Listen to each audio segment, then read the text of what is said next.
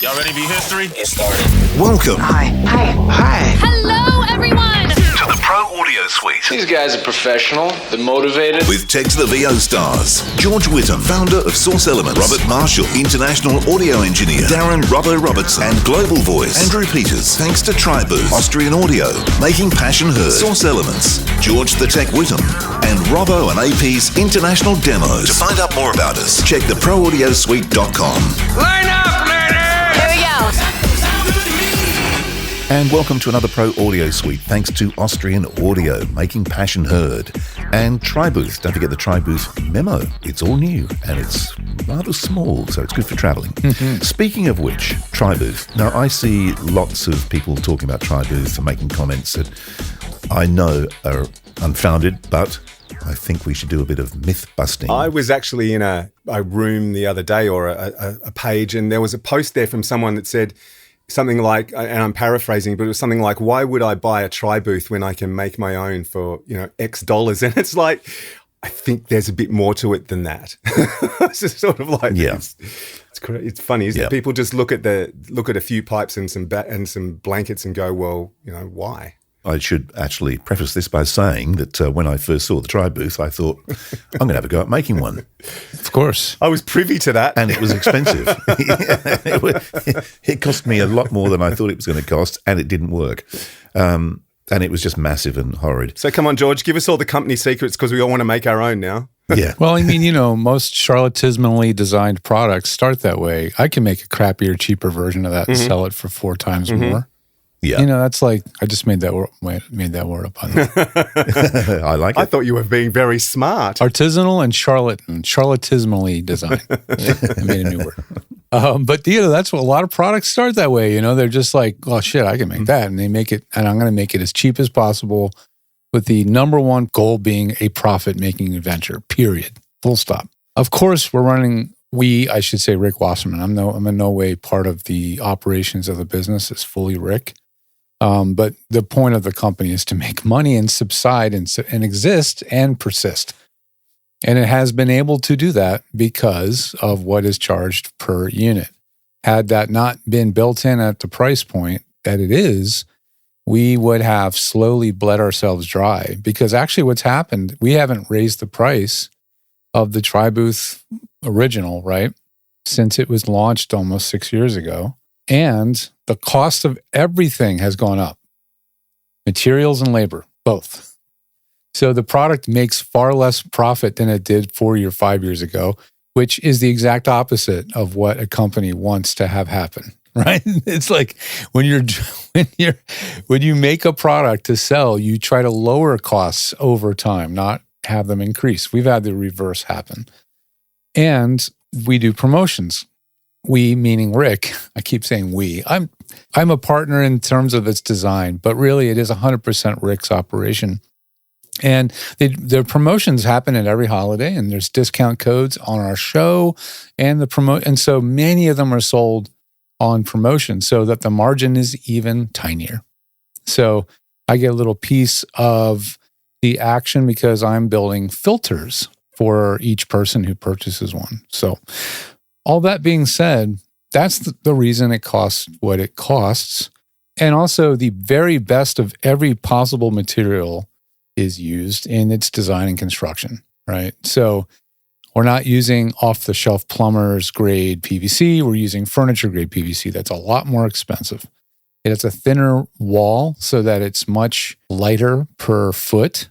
The sound blankets we're using, we have changed and improved them several times in its lifespan. And now for the last 3 years, the blankets are a very high and heavy grade material that is something you have to nuance. If you want a product to still ship and go on a plane and be under 23 kg, is that the world standard? Yeah. I think it's 45 pounds or something. Is that right? 50 pounds in the US. Yeah, 50 pounds. I think that's about right. Everything has to be considered to an nth degree when you have those restrictions. So you have size restriction, you have weight restriction, and you have, it's got to be good. It can't just look good. It also has to perform and sound good. It has to do what. So if you take all those things into consideration, and you DIY, you will have an extremely difficult time replicating all of those factors yourself. Trust me, I've heard it. I've heard many people mention making one of their own, and everybody makes something that's, first of all, square. Okay.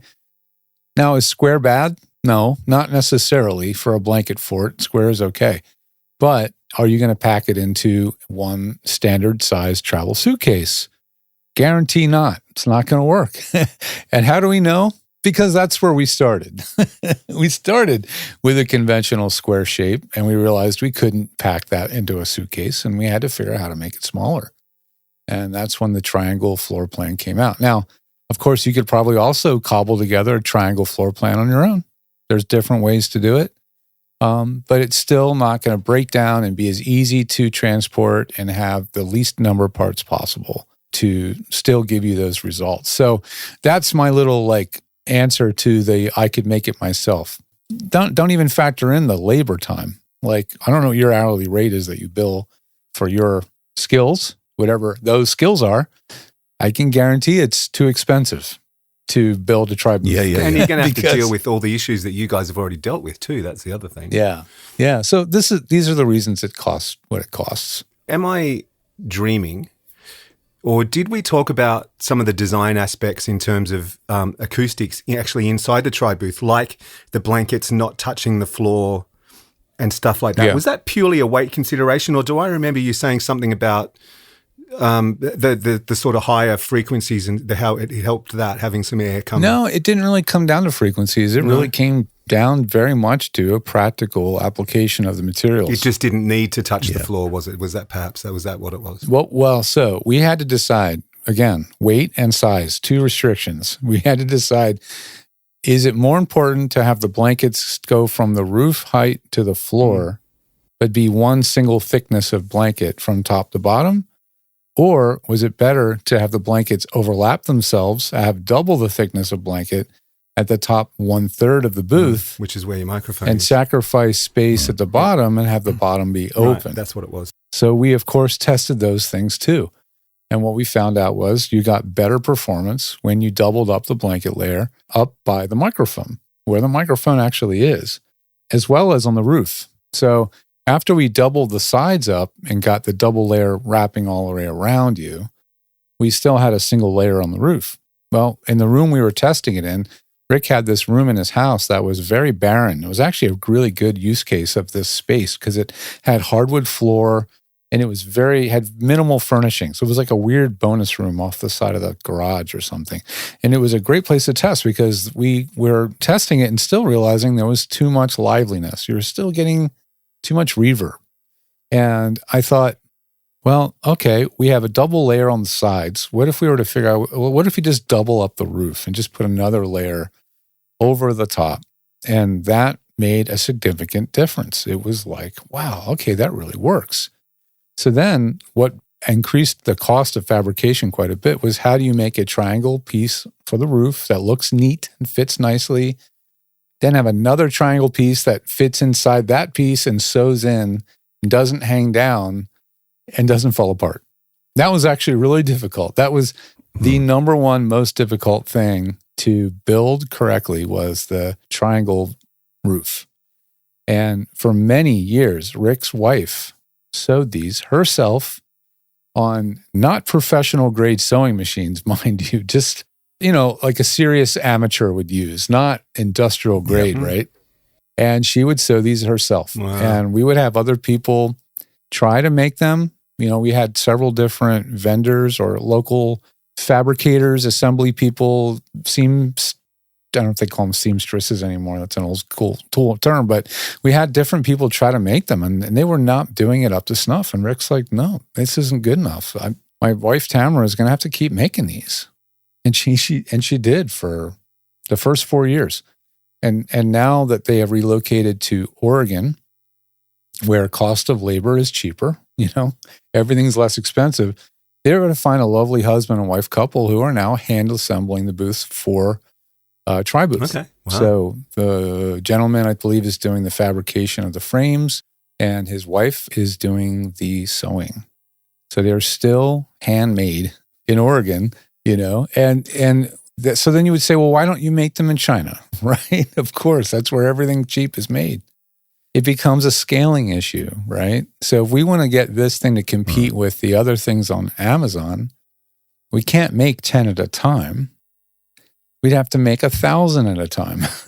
You guys know we've all been through it now with the Passport VO and what it costs to make small numbers of hand-built product, no matter where they're made, whether it's made in China or made in the US or Canada, it doesn't, or Australia. It's a matter of scale. And so these are made in small batches because, again, Rick very wisely decided he wasn't going to take out some massive loan as a startup for the company or become beholden to a VC, a venture capitalist, or some other thing. He bootstrapped this on his own dime and built it organically. And so that's the other reason why it is a small run and still kind of expensive product, That's what happens. If this thing was made by the 1,000 in China, we wouldn't have control over how well it's made and how well it's sewed together. And the actual materials the blankets are made out of, they could at any time switch them out to something cheaper. And now all of a sudden the next 1,000 smells like a chemical factory. Because they used a crappier, smelly blanket. Like do research for sound blankets on, moving blankets online and type in the word smell or stinks or smelly, and you'll see that so many products smell really terrible. Yeah. I mean, I don't know how many things you order from Amazon or online, but sometimes you open the package and the smell is bizarrely chemically laden. I just got these lighting diffuser panels for lights for a studio I'm doing. And I opened the package and it was that weird, familiar chemical, fluorocarbon-y, funky smell. Chemical smell when I opened the package, and I was like, oh, crap. And hopefully they're not going to notice because they're, these things are confined spaces for voiceover. You're in a very small space and you're breathing heavily. Right? It's all part of voiceover. The last thing you want to be is like ensconced in toxins. Talk about distractions. And smelly. So that's another consideration, right? It was very important to us. So there's just so much we thought about and obsessed over to get to the design that it is, and just scaling it up is incredibly difficult and still maintain the quality. The thing I like about the fact it's a triangle is that when you're traveling and you're in a hotel room or something that's not overly sizable, and you don't have the luxury of having a spare room to set it up in, it fits nicely in a corner. Yeah. There was the corner, the cornerability of it and taking less space is certainly a big part of the practical side of it being a triangle. But the actual acoustical benefits of it being a triangle isn't something that we've really been able to quantify. Right. If you know what I mean. We haven't been able to go like, well, if it was a rectangle of the same exact material in this size, how would it sound in comparison to this triangle format? But the bottom line is, it's not a soundproof box. It's not a chamber. It's a filter. The sound passes through the materials. It goes out into the space, reverberates around, and then whatever remains comes back and filters through the blankets again. Yeah. So you're getting like a lot of bang for your buck out of that material because it's not just hitting a thin fabric and then hitting a wall and then bouncing off. It's passing through, dissipating, and then passing back. So that opens up a whole another question then, George, going back to our episode a couple of weeks ago. What's the noise floor? Yeah, you're right. It's a thing we stand on. Yeah, exactly. If it's wood. Yeah. But it's funny with the you talk about the filter. I used it in one hotel room. I was in Sydney, and I only had one place I could put it, and it was a weird room. And I think I've mentioned this before. It was my bedroom actually had a glass wall and a glass door. Oh, yeah. And so in the sitting area, that's where I had to set it up. But I had to set it up so one side was actually of the triangle was against the glass. Oh, okay. So one bit against glass and one bit against the wall. Yeah, that must have affected the sound a little bit. And that was, well, it did, but not dramatically. Okay. I couldn't hear it, but that doesn't mean much. But I certainly, no one complained and said. That's good. You're not going to get a reverb issue as much as you may get a resonance issue. So now when one or two of the sides are very close to a wall you're going to get more likely some kind of resonating issue, because now the sound's going through the blanket and hitting a surface and reflecting back. And so then you might get something we would call comb filtering. You may get a little bit of a mid-range something or other that happens as a result. And so, in an ideal world, the booth would really not be very close to any one wall. Maybe one wall, but not really a corner. So the irony is, it makes sense to put it in a corner, but you would theoretically, the best possible sound you would get is when it's not in a corner, like more in the middle of the room, right? So that's not always practical, but these are the things that affect sound. And so we want to take all those things into account. So when people ask, where do I put it? Say, well, corner's the obvious choice if that's all you got, but if you can put it somewhere else, that's great too. Another thing we found was that simply throwing a blanket on the floor can give you the last 5-10% of absorption that you might need. So if it's a really Spartan room, all hardwood, very Spartan, or God forbid, tile. Oh, wow. You're in Fiji or somewhere like that. Yes. Yeah, exactly. Spain, South America, anywhere they love tile. Tile is so reflective.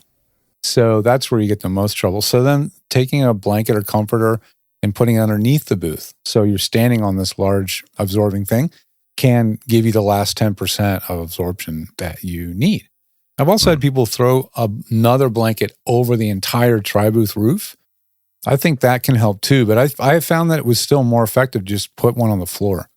And it's easier too. It's easier than trying to put one over the whole tri-booth, because that's a lot of weight. And, all that extra weight on this frame, it can damage it when you try to take it apart. You have to be careful. The other optional add-on that just occurred to me that you should put in this thing is you could have an optional add-on of a room service tray holder. So while you're recording, you can have your lunch or your dinner or your breakfast there in front of you while you're munching away. I mean, you're on holidays after all. Come on. I know. I know. There's so many cool accessories that we could put in that package, That's also the other advantage of buying the tri-booth is it comes with comes with your iPad holder, it comes with your mic stand, comes with the light and all that stuff that you would never have if you made your own. Exactly. And you go buy all those objects, which you certainly can. We're not getting these, again, we're not buying those things at 1,000 at a time. We're buying them 10 units at a time from the same retail establishment that you would be. Pretty much. So we're not getting some crazy pricing.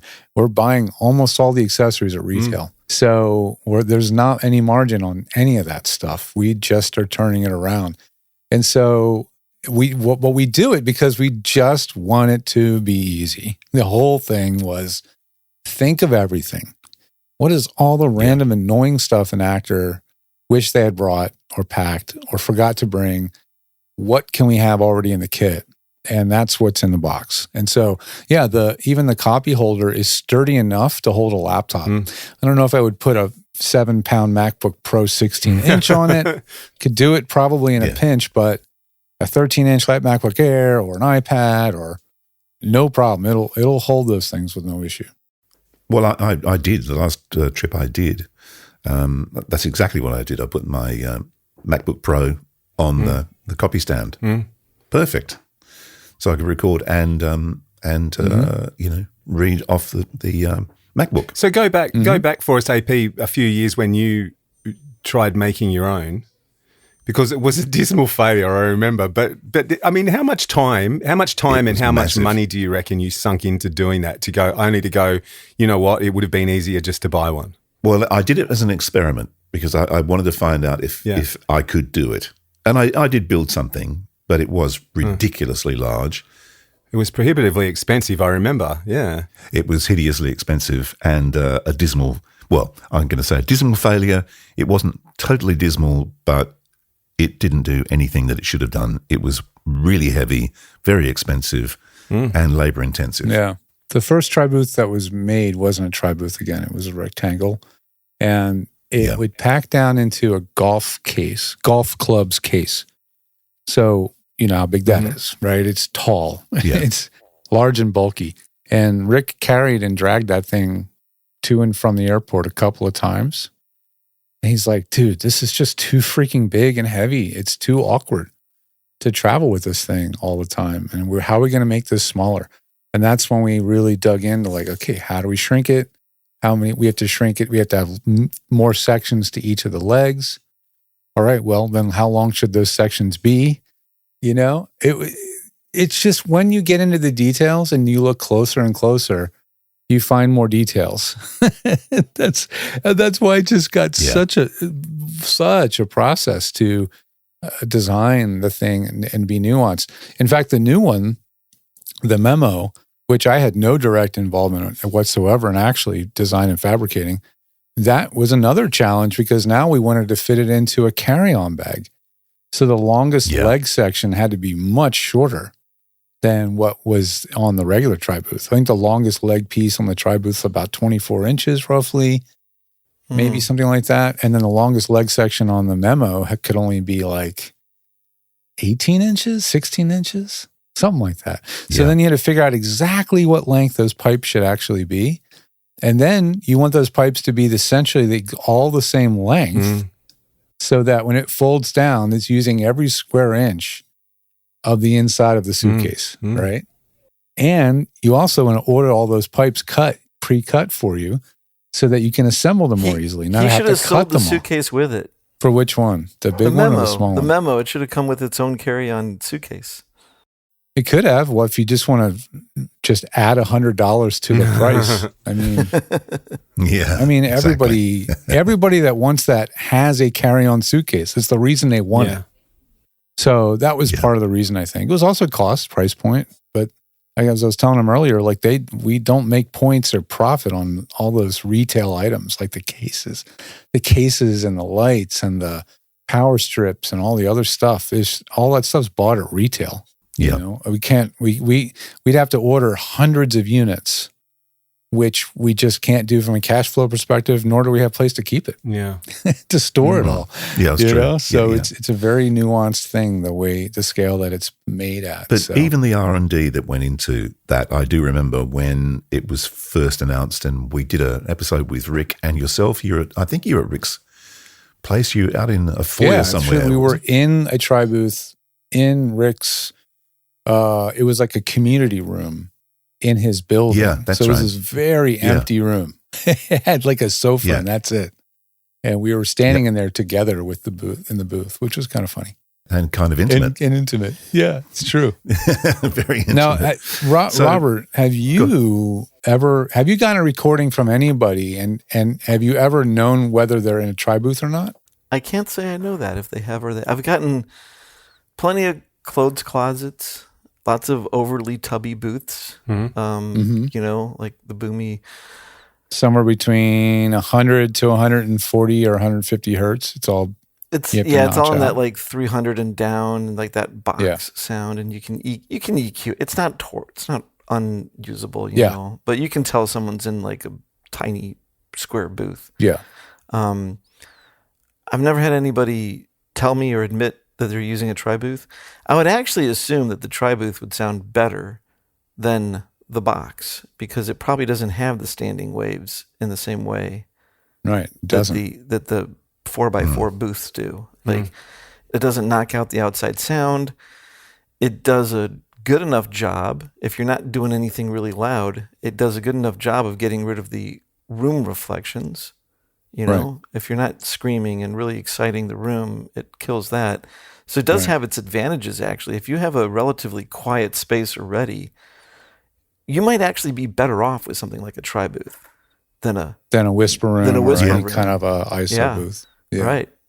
I agree. I mean, one of the things that I'll do as a customer is I will not just make you a filter, but I'll even try to match your sound from your home studio.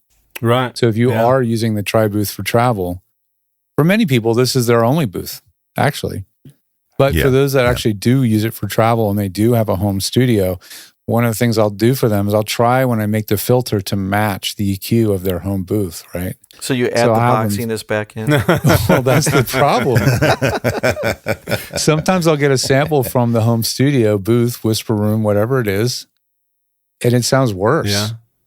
And then I'm like, now what do I do? Yeah. So, you know, it's a weird, because I'll be like, okay, well, this is the way it should sound. but this is the way your home booth sounds. So I'm going to add some EQ here and there so that they kind of match. And then, because the whole point of making the match is so that you can pick up a job, pick up work, continue a campaign, all the kind of things, the reasons voice actors work on the road. You don't work on the road to do an occasional audition. You work on the road because you just absolutely have to. Maybe you work on the true. road because you're not working enough and now you're homeless. Well, No, you know why you work on the road is you work on the road because clients can't get the scripts right the first time around. That's why. oh yeah, because now you have to do the pickups. Oh, while we you're on forgot the road. that we forgot to put the phone number in, or can we? Yeah, the email address got has all the changed, dates wrong. Yeah, or the Yeah. promo Right. code is wrong, or whatever. Yeah. Yeah. But it's funny though, because I do like pretty well daily stuff for Dubai and weekly probably jobs for Singapore. But the daily stuff, I know that the guy AJ, who's the producer engineer in Dubai, I've sent him stuff, and I'm really open, honest with him, and say, look, I'm on the road. Is it sounding okay? And I every time, or pretty well every time I've done that, he said, I can't even hear the difference, mainly because he's already got the processing set up For your as a template. So he doesn't even Plugs listen it to in it and before he turns it hits on. Yeah. process. so he has a Yeah. chain. So He's got a template. He knows he's going to run you through that chain. And so the first thing he Yeah. does is after he records you from wherever you are is hits play on that chain. And Yep. it matches well enough with the chain in place Yep. that He's happy. it doesn't even draw his attention that it's a different thing. it's funny because, I mean, if I'm sitting here, if I'm in my booth at home, I'm either using an 818 or an 18 Austrian audio through either the Grace M101 or a 1073 Neve. Right. But when I'm on the road, I'm using either, well, it used to be an SSL2, and now it's Passport. the Passport VO, and a 416. By the way, we're going to have more of those on the market, it sounds like. Yes, exactly. Yes. I did hear that. Yeah, team your passport. Yes. Don't know when, but we now have a lead 10 on of what, them? 15, 16, possibly yeah. up to 15 more units Yeah. Wow. that are going to go through sort of a round 2 of fabrication, which A involves refabrication. a refurbishment, let's call it Yeah. that. And Yeah. and believe it or not, it involves an X-ray machine. Yes, it does, doesn't So it? Yeah. the USB chip, basically what happened is the USB chips were faulty on that round. And apparently, like this USB chip, the way it's soldered on, all the pins are directly underneath yeah. it. So the only way to take it off, solder it back on, they have to use an X-ray machine to check the solders once it's soldered back on. Wow. Crazy. It's like surgery. It is, isn't it? So that's mind-blowing. It's not brain surgery. Yeah. Yeah. Well, actually, there you go. There's a plug for my new podcast that's coming out. It's called, not brain surgery? No, well, I was going to call it "It's Not Brain Surgery," but I've called it "It's Not Rocket Science." But it's about the science of radio imaging. So it's sort of about the process behind. It's not about how to make a sweeper and all that sort of stuff. It's about why do we use radio imaging? How can we use it? Blah blah that's blah. good. Talking to some That's of good. some Yeah. of the guys. So I thought it's not rocket science was a good name. So Yeah. Yeah, that's great. That's a great topic. I know my friend Jody Krangle does her audio branding one, and that's a lot of what it's about is bringing people in who are experts in marketing and what works psychologically and why we do what we do and how. And not so much of the how. It's not that's like you said. It's not a technical thing. Yeah. It's a why. I don't want to thing. make it a. I don't want to make it a. I love this plugin because and all that sort of stuff. It's Right. more about thinking about how our imaging influences listeners and also sort of getting a programmer's perspective because ask an imaging guy what imaging is about and he'll go, oh, it's about all the cool sounds and, using this grab here and that grab there. But ask a programmer director and he's got a completely different view on what he wants from his imaging. So, it's that's why I thought it would be a good one. And Well, if you ask the voiceover talent, it's about the voiceover talent's image. yes, right? if you ask AP, it's about him Yeah, being that's on right. the radio imaging in the first place. That's right, exactly. It's about how do I get that gig? Exactly. Yeah. So everyone's got their own perspective, but look, I mean, I'm actually sort of a getting back on topic. I'm actually a bit of a tri-booth virgin. I mean, I've recorded AP a couple of times for this show from a tri-booth, and I was honestly, without blowing sunshine up your ass, I was honestly impressed. And AP sent me some samples when he's traveled as well a few years ago when he first got it to have a listen to. And I'll be honest, there's not much to pick wrong with it. No. I think the tri-booth is like, you know studios that have these like reflection filters around the mics and stuff? Yeah. Or a Yes. Gobo. So they have a nice live room, but they don't want a live sound, and then they put the reflection filter around the mic. Yep. You know, God forbid a music vocal. But I think something like the tri-booth would be better than those reflection filters close to the mic. And you don't necessarily If you wanna need to control the room. cover. You don't need to cover the opening too, probably, like for that kind of a use case. Like I tell people all the time with your tri-booth, you don't have to close the opening. You can leave the opening open in many cases. So if the space you're in is dead enough that it sounds good with the opening, the door, I guess, the flaps. Flaps up. If you leave the flaps open or flaps up, you can still get actually a really good sound. Sometimes that's all you need. Yeah. And if that's the case, it's even better because you're not having to be fully enclosed, which is a little bit less stuffy. But there's even one more thing. The fact that there's a space below the blankets and the floor, there's a big, obviously, space there. If you open the roof, like a hatch, You get an airflow. now through you there. have like an opening, and it conveys convection, and it actually draws the cool air in. stuffy hot air out and the cool air Nice. in. And it makes a noticeable difference. So how much do you have to open it to get that? Not much, I wouldn't presume. Not much. I mean, you only need just flip the corner open. You'll have like a small air It's like opening. the cupola. It's like the cupola in a house. Yeah, the cupola in a house. The thing where the air is vented through the roof of the house to keep the house. We call them whirly fresh. birds. Yeah. Yeah, and stop the mold from growing in the attic. Yeah. So this is the idea here. And so, it's a shockingly effective thing. I mean, when you're in an enclosed space and you give any place for the air to escape, it's noticeable. It's very noticeable. Yeah. So you have that option too, and it can really make it more comfortable. The other thing is, of course, if you do this for a living, then you work on your mic technique, because that actually plays in as well. If you're way off the mic and you're in a tri-booth in a pretty stark room, you're going to get reflections. And Here's the funny thing about mic technique. The best studios allow for the sloppiest mic placement. Yeah. Would you agree with that, Yeah. Robert? I would. Like a really well-designed studio, like there's no bad It's reflections in compensating, it, and it's quiet enough that if you're off mic, you can still pick it up. And then if you have a really good mic that has good off-axis coloration, it doesn't sound like garbage when you're, A foot to one side, a foot to doesn't the other necessarily side. mean the 41.6, Right. of course, but Right. yeah. But yeah, I mean, guys, if you haven't gotten to spend time in a commercial grade high-end studio, you don't really know. But you'd be amazed how far away the mic can be placed in those environments and still get a really present sound. It's a very wild thing. I've heard recordings and I'll ask the client, how close to the mic are you? Sounds like you're 4 or 5 inches away from the mic. No, I'm about a foot away. And I'm like, how is that even possible? But then I see the room or the acoustic setup or whatever they've done. And I'm like, well, that's because the acoustics are so good that they allow you to be farther from the mic.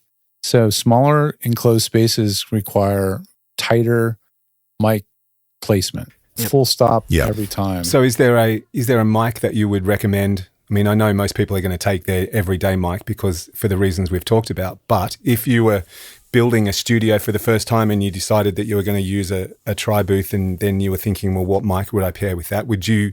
Is there a mic you would suggest performs better in a tri-booth, or is it pretty much even across the board? I'm going to guess that in Andrew's, besides the 41.6, I bet you that, what is it, the OC8? The CC8. Yeah. I bet you that CC8 would CC8. be great in there. it would be fantastic. But I do use the 41.6. That's what goes on the road. Well, I'll tell you, We have I to mean, cut that out It's now. pretty safe. this bet. is no secret. It's no secret that the mic that Rick uses and has for 15 years is a 41.6. Yeah. So what do you think Yeah. is the mic we used when we designed the tri-booth and did Well, I kind a of year figured that. testing? It was a But it would make 41.6. sense as an industry standard anyway. I mean, let's be honest. I mean, Yeah. that's what most. I mean, When is Austrian Audio going to put a small shotgun attachment to that CC8? that's true. Nice. That's it an, would be a killer. It would that's be a an killer. interchangeable That's for sure. capsule mic, right? It is already interchangeable, I believe. Isn't it, Andrew? No, I don't think so. Oh, so they're not doing Austrian's not doing an interchangeable capsule yet. No. Well, remember, It doesn't unscrew? Take that, yeah. remember who bought Does it them? look like it unscrews? Remember who bought Austrian Audio? DPA. Guess Yeah, who they has got plenty. interchangeable capsule mics? Yeah. I mean, they could so easily make a short shotgun attachment to that. Yeah. You know what's really funny? Remember the crazy shotgun mic that I used for Oh, the really long one? The really long one, right? Was that an 816 or what do they call that? It was the let's see what it is here. Was it a It's Sennheiser? No, it was an Audio Technica. Oh, okay, got it. Yeah, And it was a really that's long right, yeah. shotgun. It's like a 814, I think. Mm-hmm. And then I'm on eBay, and for $22, a shotgun capsule pops up for that thing. No way. And I'm like, oh, I think I'm going to grab that because I had two of them and I had another preamp body, and I was like, okay, then I can have two shotguns. And I get the shotgun. It's a short shotgun. Huh. No way. So I have a long shotgun and a short shotgun and a cardioid. God, now you really sound like an American. I've got this shotgun, I've got that shotgun, blah, blah, blah. Exactly. That's right. And a rack to hold them all in the that's back right. of my truck. That's right. Yeah, that's right. That would be a funny Going to meme get to you, put boy. like a pickup truck with a shotgun rack, and then you put a 41.6 in the back of it. Oh, we've got to do that. Yeah, that's going up on the Pro Audio Suite That's group. funny. That's AI funny. that when we I get off this think call. AI yeah, can do that one pretty quick. Let's see.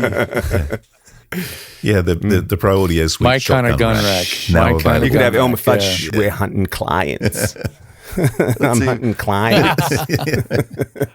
We're doing this before someone There else you go. does it. Someone's See, going to take that Gemini. idea and use it. You watch. Yeah, that's right. Well, on that note, I think we've dispelled some myths about the TriBooth. So do yourself a favor, use our code TRIPAP200, and that will get you $200 off your TriBooth. Do yourself a favor, Does it get them off the Memo as well, or is that just the TriBooth? just the TriBooth. I heard that the memos, the first 100 units were all $100 off anyway. Well, there you go. Yeah, So if you buy a memo and you buy it and you're the first 100, and then that's also $100 Yeah. off. snap them up while you can. Well, that was fun. Is it over? The Pro Audio Suite, with thanks to TriBooth and Austrian Audio. Recorded using Source Connect. Edited by Andrew Peters and mixed by Robbo. Got your own audio issues?